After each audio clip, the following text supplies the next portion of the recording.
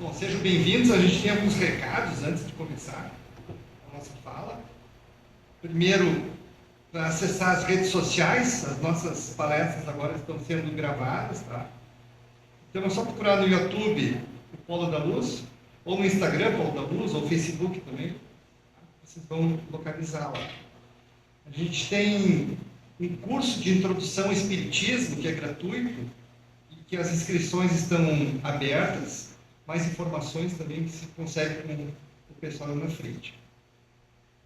No dia 5 de abril, a gente tem um grande evento que está sendo organizado pela casa, que é o Seminário A Saúde das Emoções, com palestrantes de renome que estão vindo de fora da cidade, vai ser lá no Salão do Nobre, Salão de Atos da URI, né?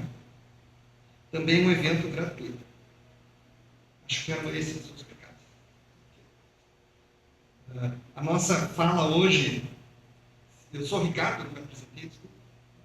A nossa fala hoje vai ser sobre uma passagem bem interessante de Jesus, quando ele nos ensina: conhece-se a árvore pelos frutos.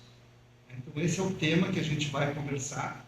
A nossa fala está dividida, primeiro, na leitura do trecho bíblico, que refere essas falas de Jesus. Depois, nós vamos citar alguns exemplos de árvores que dão bons frutos. Okay? Aí depois a gente faz um fechamento, um encerramento daí.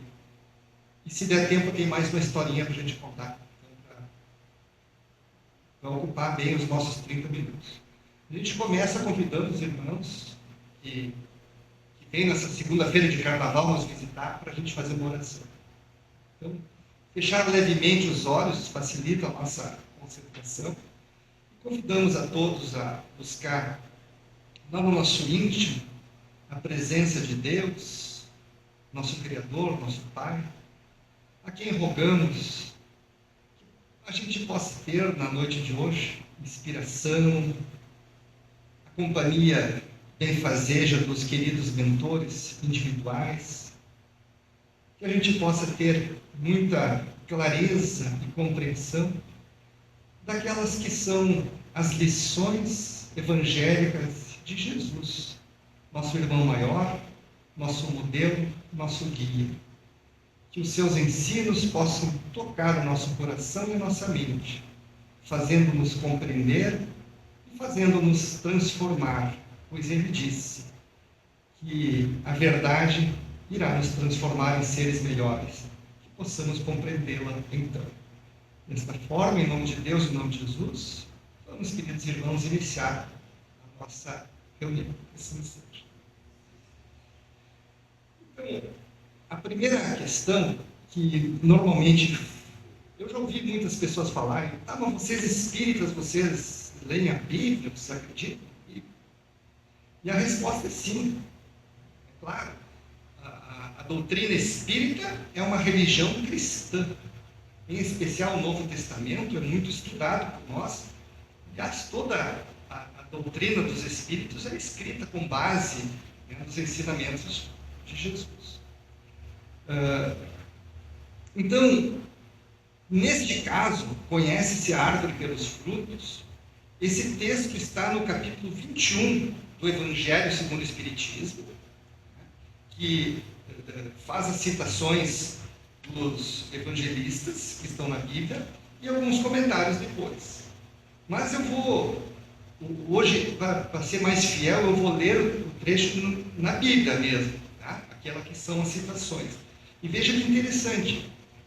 O que os evangelistas são? São 4 irmãos que narram aquilo que eles presenciaram quando estavam com Jesus. Então, cada um vai contar a sua forma, né? O que ele gravou daquela passagem. Então, veja, o assunto aqui são os falsos profetas. Esse é o título do capítulo que a gente está estudando, os falsos profetas. Então, tanto Lucas, como Marcos, como Mateus, os 3 apóstolos citam a forma como eles, em momentos diferentes, né, aquilo que eles se lembram do que Jesus falou e como que Jesus falou. Então, se apenas um que dá uma referência, a gente até pode desconfiar, mas 3 irmãos falando de forma convergente, né, dizendo a mesma coisa com outras palavras, aquilo que eles se lembram, a gente tem que colocar muito mais fé nestas citações desses irmãos.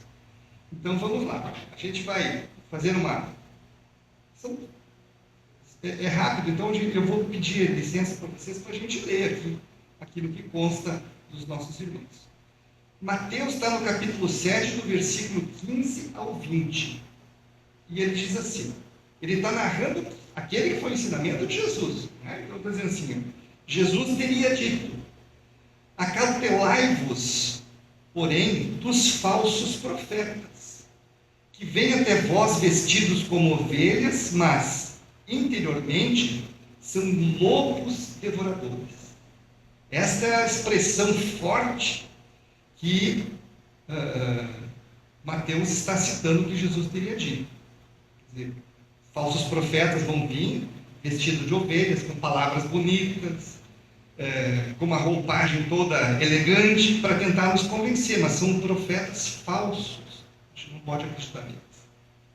Ele continua. Por seus frutos os conhecereis.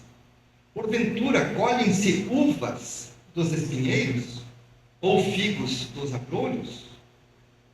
Então, é pelos frutos da árvore que a gente vai conhecer. Que árvore é? E ele diz assim, toda árvore boa produz bons frutos, e toda árvore má produz maus frutos. Não pode a árvore boa dar maus frutos, e nem pode a árvore má dar bons frutos. Toda árvore que não dá bom fruto, corta-se e lança-se no fogo. Portanto, ele conclui, pelos frutos os conhecereis, pelos seus frutos. Então veja, está citando a árvore, mas está falando de pessoas que se dizem profetas. A árvore é uma simbologia para a gente entender. Então Mateus está dizendo, olha, muitos vão aparecer com pele de ovelha e vão querer dizer coisas boas, ensinar um monte de coisas para vocês. No entanto, são falsos profetas. E se ele é uma pessoa má,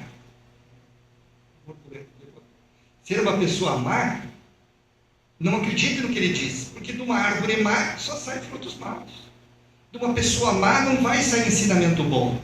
Tudo que ele for querer ensinar, no fundo é uma coisa errada. Agora, uma árvore boa não dá maus frutos. Então, uma pessoa, um profeta bom, que faz o bem, que é caridoso, que é uma pessoa amável, não vai ensinar coisa ruim. Acredite nele, portanto. Árvores boas dão bons frutos. São os profetas. Árvores más, pessoas más, dão maus frutos. A gente não pode acreditar no que eles dizem. Por mais que venha envolvido numa embalagem bonita, cintilante, brilhante. Mateus diz, corta-se a árvore má e lança-se no fogo. Ou seja, não escute nada que vem desse tipo de falsos profetas. Aí na sequência, a gente tem o irmão Marcos.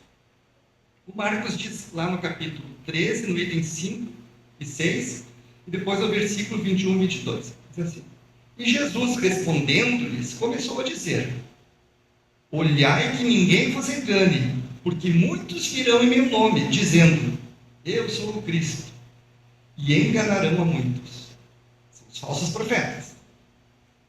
E então alguém vos disser, eis aqui o Cristo, não acrediteis. Porque se levantarão falsos cristos e falsos profetas, e farão sinais e prodígios, para enganarem, se possível, até os escolhidos. Não sei se nós somos os escolhidos. Na verdade, é a gente que se escolhe. A gente que decide se nós vamos ser pessoas do bem ou não.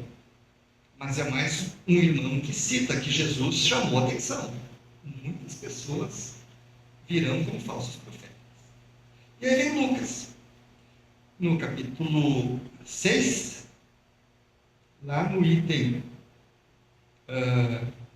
43, 44 e 45. Olha o que diz Lucas. Fecha tudo com aquilo que Mateus fala. Porque não há boa árvore que dê mau fruto, nem má árvore que dê bom fruto. Jesus teria dito isso. E ele cita mais. Cada árvore se conhece pelo seu próprio fruto, pois não se colhem figos dos espinheiros, nem se vidimam uvas dos abrolhos. Veja que eles confundiram. Não sei se vocês pegaram esse detalhezinho. Mateus diz que não se colhe uvas dos espinheiros. Já Lucas diz que não se colhem figos dos espinheiros. Mas eles lembraram que Jesus citou como exemplo a uva e o figo e o espinheiro e o abrolho. Só que eles acabaram confundindo daí. Porque também não interessa esse detalhe.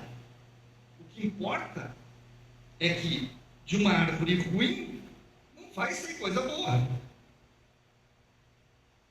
Se é um espírito ruim que está te influenciando, não vai ter coisa boa que venha dele. Mas se é um espírito bom que está te influenciando, não duvide do que ele diz. Porque o que ele fala é do bem. Uma árvore boa não dá maus frutos. É que nem pai e uma mãe que vai fazer uma orientação para o filho. Vai ensinar uma coisa ruim para o filho? Nunca. A gente sempre quer o melhor. E aí conclui Lucas, no item 45. O homem bom, do bom tesouro do seu coração, tira o bem. E o homem mau, do mau tesouro do seu coração, tira o mal. Porque da abundância do seu coração fala a sua boca. A gente fala aquilo que tem dentro de nós. Então este é o ensinamento básico, principal, que a gente tira desse ensinamento. Então, conhece-se a árvore pelos frutos. Conhece-se o homem pelas suas ações, pelas suas obras, por aquilo de bom que fez.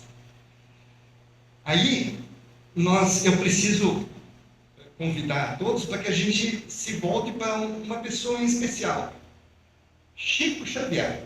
Foi ele que eu escolhi para falar. Até porque é fácil falar do Chico. Para a gente ter uma noção, quem foi Chico Xavier? Francisco Cândido Xavier nasceu em 1910 e desencarnou no dia que o Brasil foi campeão da Copa do Mundo, em 2002. Ele teria dito isso. O dia que eu for desencarnar, o povo todo brasileiro estará em festa. Foi o que aconteceu. Então, ele teve mais de 70 anos de mediunidade. 70 anos atendendo as pessoas, recebendo os espíritos, acalmando corações aflitos. 70 anos. Chico escreveu mais de 450 livros, que foram traduzidos para todas as línguas que vocês imaginam. Mais de 50 milhões de exemplares. É a obra. Se a gente vai pegar um livro do Chico, uma biblioteca aqui na livraria, está cheio de livros do Chico. Né? Não é dele, ele é o tradutor. Mas tu coloca 20, 30 reais cada livro, vezes 50 milhões, quanto dinheiro dá? Então Chico seria um milionário. No entanto, eu posso dizer porque eu estive visitando a casa dele lá em Uberaba, depois que ele já tinha partido. Mas eu acredito que nenhum de nós aqui presente vive numa casa tão simples como foi a do Chico Xavier. Era um quartinho, aquela caminha, um birozinho e o armário com 3 portas.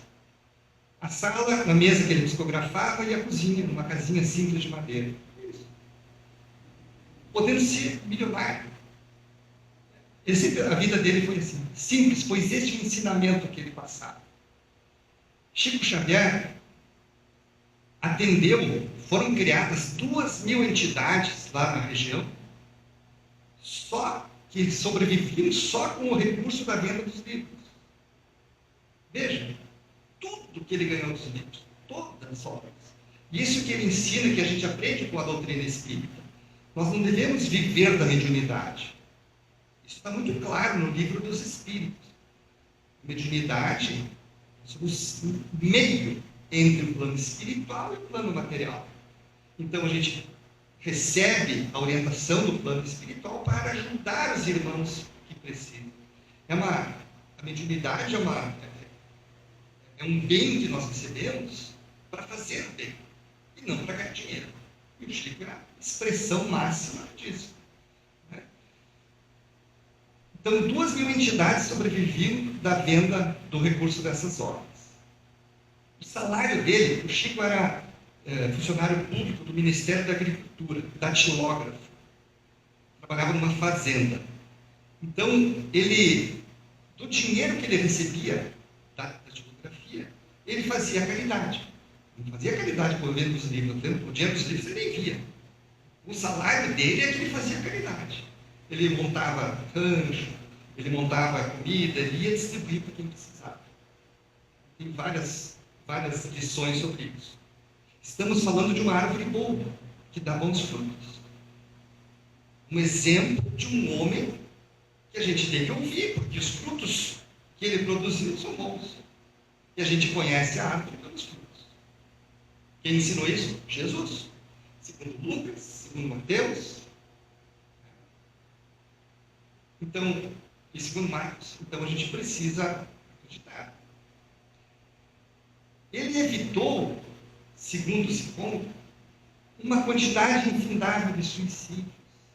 Ele acalmou quantos corações de mãezinhas que iam ônibus e ônibus e ônibus, com caravanas para receber uma carta de um filho que havia desencarnado, de alguém muito próximo que sofreu. E ele recebia essas cartas, até que tinha uma pessoa para querer falar com ele, ele ficava e falava. Tem uma citação que eu acho que é interessante, que é quando ele psicografou o livro Paulo e Estevão. Paulo e Estevão é um clássico do Emmanuel, o Espírito Emmanuel. Se vocês puderem ler esse livro, a história de Paulo de Tarso, né? Ou Saulo de Tarso, depois Paulo de Tarso. Se puderem ler esse livro um dia na vida, leiam, vocês vão se maravilhar. O Chico escreveu esse livro, ele diz, em 8 meses, de segunda a sábado, sem falhar. 8 meses, segunda a sábado, das 5h15 da tarde, quando ele chegava do trabalho, até 1 da manhã. Então ele escrevia, passava limpo, a fotografia dele é uns garranchos, né? Aí ele passava limpo e depois datilografava. Uma máquina emprestada que ele não tinha na época. E aí depois isso ia para a edição de uma editora. E ele disse que foram 8 meses chorando. 8 meses chorando. Porque ele se via, quando ele escrevia, o Emmanuel ditava para ele, ele meio que se projetava para aquele momento e via o amor que tinha no coração de Paulo, de Estevão, das maravilhas que esses irmãos fizeram lá no início do cristianismo.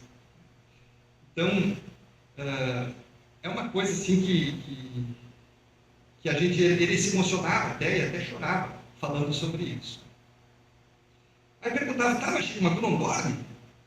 Que ele começava a trabalhar às 7 da manhã. Ele disse, não, até os 40 anos, olha que legal que ele falou, até os 40 anos eu dormia 6 horas. A partir dos 40 não precisa mais dormir tanto, aí eu dormia 4 horas.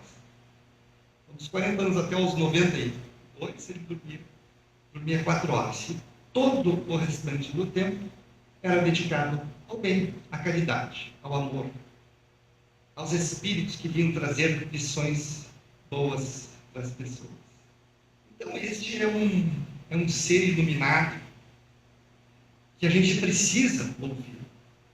Na década de 70, na TV, tem um programa Pinga Fogo, que a gente consegue achar no YouTube. O programa Pinga Fogo. No Pinga Fogo, o Chico era levado a responder perguntas. E pessoas não gostavam do que ele dizia. Ah, mas eu não concordo com o Chico. Meus irmãos, Chico é uma árvore boa. É um profeta. Aquilo que ele fala, a gente precisa ouvir. Não acredite naquele jornalista, não sei de onde que saiu lá, que nunca fez nada e só fala coisa da boca para fora. Ele não é uma árvore má, mas também não é uma árvore boa, como é o Chico, para se comparar. Então, pessoas que têm esse nível de caridade, de bem e de amor produzido, sim, precisam ser ouvidos. E a gente precisa refletir sobre o que eles falam. Que eles não falam coisa ruim. Sabe por quê? Porque Jesus disse que de uma árvore boa só saem coisas boas, frutos bons. Tu não vai tirar frutos ruins de uma árvore boa. Jesus falou isso. Vamos gravar. Eu peguei mais um exemplo aqui. E a gente não tem ideia, parece que é tão simples, né? Trabalhar das 7 da manhã às 5 da tarde, às 5h15 começar a psicografar e ficar até 1 da manhã. 8 meses a fio. Será que se a gente parar esse tal, como é que é a nossa rotina? A gente aguentaria? Quantos dias? Um dia, 2, 3, tal, peraí, demais. Pois o velhinho aguentou. Eu quero citar um outro exemplo. Como nós estamos na doutrina espírita, eu vou citar o Divaldo Pereira Franco, que para mim é outra árvore. Poderia citar aqui a Madre Teresa de Calcutá, a Irmã Dulce, podia citar vários outros irmãos, mas eu quero citar esses dois apenas. Divaldo vive ainda. Essa semana ele ganhou uma comenda, uma medalha importante da Igreja Católica. O bispo está lá entregando para ele. Ele está meio ruim de saúde, com 90 e poucos anos. Então ele é o mensageiro da paz, não resta dúvida quanto a isso. Mas falar um pouquinho sobre a vida do Divaldo. Também tem mais de 70 anos de mediunidade. 70 anos de mediunidade. Escreveu 250 livros. 8 milhões de exemplares. Ele já fez 11 mil palestras em 63 países. Ele veio em Erechim palestrar alguns anos atrás, na URI, mas lotou que a gente teve que ir na porta pedir para as pessoas, não dá para entrar mais, porque é uma questão de, senão os bombeiros vão prender a gente, não pode entrar mais, tem tanta gente contigo. Se vocês já puderam assistir uma palestra do Divaldo, vocês vão ver o que é um palestrante. Se não puderam ainda, assistam no YouTube também. Divaldo, qualquer assunto. Ele fala sobre depressão, ele fala sobre amor, sobre Jesus, fala sobre tudo. É uma maravilha. Quem está meio ruim, assim, o que eu vou fazer? Agora estou triste. Assiste uma palestra do Divaldo. É gratuito. Você vai se reerguer, vai se sentir melhor. Tem uma outra passagem do Divaldo que eu faço questão, está no filme dele, tanto o Chico como o Divaldo tem um filme, né, sobre eles. Vocês também podem encontrar facilmente. O Divaldo, ele tinha 20 e poucos anos, e ele arrumou um emprego, estava trabalhando, ele saiu de Feira de Santana e se mudou para Salvador, que é a capital da Bahia. Então ele vive na Bahia desde então, e lá ele chegou muito cedo, muito novo, e começou a trabalhar, ganhar seu dinheirinho, e tudo que ele ganhava, ele doava. Então ele saía com um amigo dele, um sanduíche ele fazia um monte de comida, e saía onde tinha pessoas doentes, ou desamparadas, desabrigadas, na rua, ele entregava comida. Aí ele passou por um lugar que tinha música alta, mulheres pouco vestidas, e chamando eles para entrar. Era um prostíbulo. Isso há 50 anos atrás, mais ou menos, lá em Salvador. E começaram a gritar, e para ele, para o amigo entrar. E o Divaldo para na frente e fica olhando lá para dentro, um médium como ele era, ele, o Chico, uma mediunidade muito grande, mas não foi com a mediunidade, ele ouviu com os ouvidos dele. Choro de criança. E aquilo despertou, mas nesse ambiente, criança chorando. E entrou. Entrou porta dentro, subiu uma escadaria. Isso vocês vão ver no filme dele. E lá dentro ele acha uma sala cheia de crianças chorando. Os filhos daquelas irmãs queridas que têm que se prostituir para conseguir viver. Muitas desamparadas, muitas sem apoio, sem ajuda de ninguém. Aquilo tocou o coração dele. Ele acalmou, e no outro dia ele vai atrás dessas mães, conversa com a mentora dele, e pede para as mães, escuta, no dia que vocês estão trabalhando, tu deixa eu cuidar das crianças? Posso levar para minha casa, para eles não ficarem aqui nesse ambiente? Mas eram 7, 8 crianças. E desta forma, ele começa a Mansão do Caminho. Mansão do Caminho é um lar que abriga hoje 3.000 pessoas, órfãos, Erechim nós temos aqui o Lar da Criança, que deve atender o quê? 25, 30 crianças. Né? Lá são 3 mil hoje. Mas são 6 mil que ele atende normalmente, pessoas que vão lá. E começou desta forma. Começou com o Divaldo recebendo essas crianças, até que as mães, olha, você cuida muito melhor que eu. Não quer ficar com eles? Eu disse, não, eu quero, desde que isso tu permita, que eu adote essas crianças. Botando meu sobrenome. E o Divaldo tem hoje mais de 600 filhos adotivos. A gente pergunta, pai, será que eu conseguiria adotar um, 2? 600 filhos adotivos. 200 netos e bisnetos. O cardiologista dele é filho dele, filho adotivo. Ele tem uma maravilha de pessoas que seguem essas obras que ele fez. Aí a gente vai pensar, mas o Divaldo então é uma árvore boa? Alguém tem dúvida? Alguém tem dúvida? Que esse é um profeta que devemos ouvir? O que ele fala não é da boca para fora? Uma árvore boa não dá maus frutos. E uma árvore má não dá bons frutos. No entanto, o Divaldo tem uma série de pessoas que não concordam com as opiniões dele. E volta e meia ele recebe críticas. Jesus também não fez com que todo mundo aceitasse ele. Mas, segundo o que Jesus ensinou, sim, Divaldo falou, escuta, presta atenção, reflete a respeito, que o ensinamento é muito, muito grande. Né? Então, eu resumi muito a história desses dois irmãos. Né? Resumi demais. Só para a gente pegar esses dois exemplos.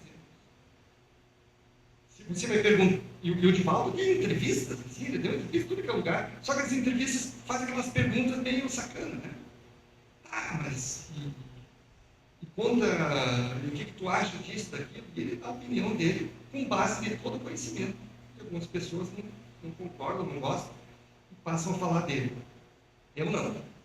Eu o aceito como alguém que merece todo o crédito. Como ignorar, eu até anotei, uma pessoa que teve tantos belos frutos? Como julgar sendo uma árvore má ou um falso profeta, se tanto bem ele fez?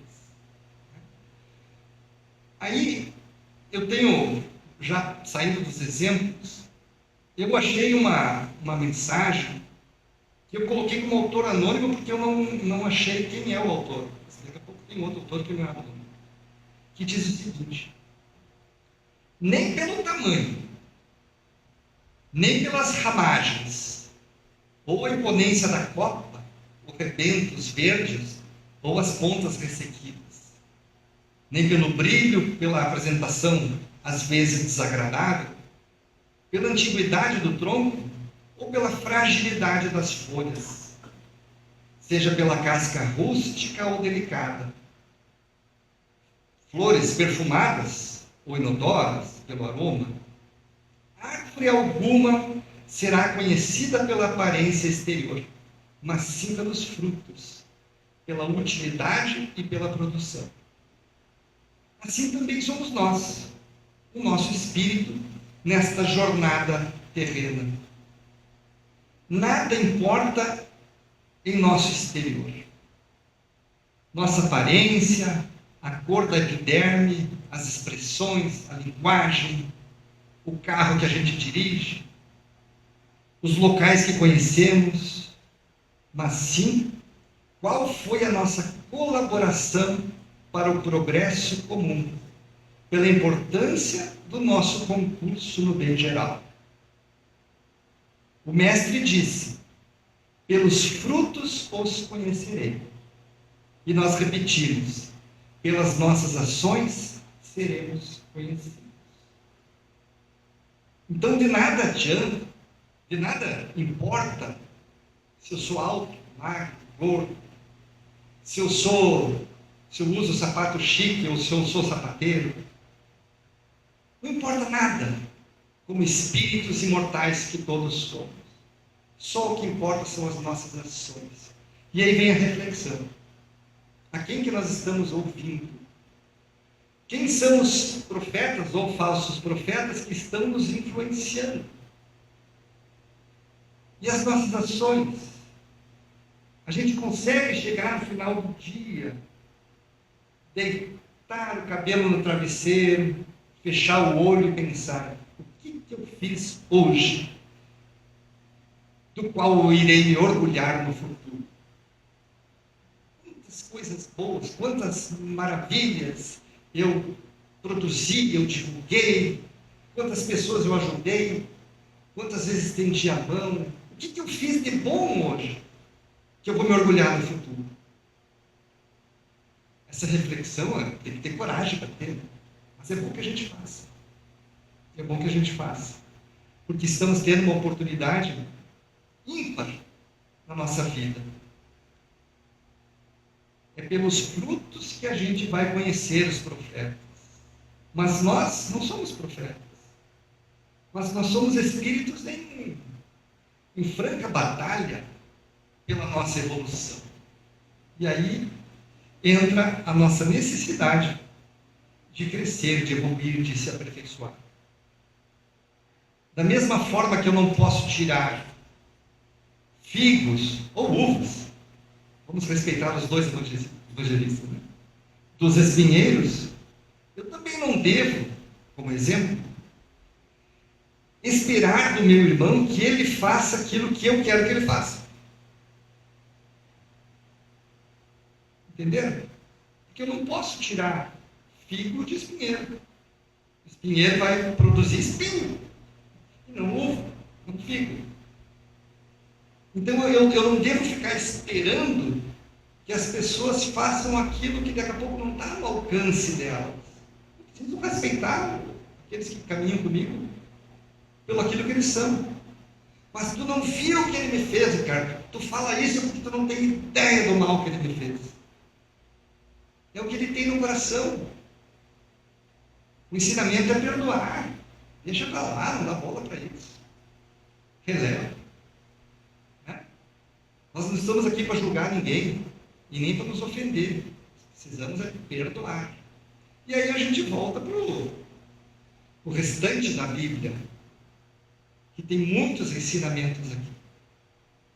Que para a gente resumir, não seria possível. Mas é seguir Jesus. O que Jesus faria no meu lugar? Então estamos chegando na hora, deixa a historinha para outro momento, para a gente não passar do horário. Vamos só agradecer a todos pela atenção. A gente faz uma oração para encerrar e depois todos estão convidados para receberem paz. Então, queridos irmãos, vamos nos voltar para dentro de cada um de nós, iluminando a nossa vida, nosso pensamento, que a gente possa receber nesse momento de Deus e dos Espíritos amigos a energia que venha nos abençoar, fortificar o nosso espírito, nos dar coragem para enfrentar os problemas que fatalmente todos nós encontramos no dia a dia, que tenhamos muita luz para as decisões, para encontrarmos as pegadas que Jesus, nosso mestre amigo, deixou neste planeta. Que possamos segui-lo verdadeiramente, amando, respeitando, desejando o bem dos outros, seja lá o que eles tenham feito conosco. É com o coração voltado à gratidão pela oportunidade de estarmos aqui nesta casa de luz.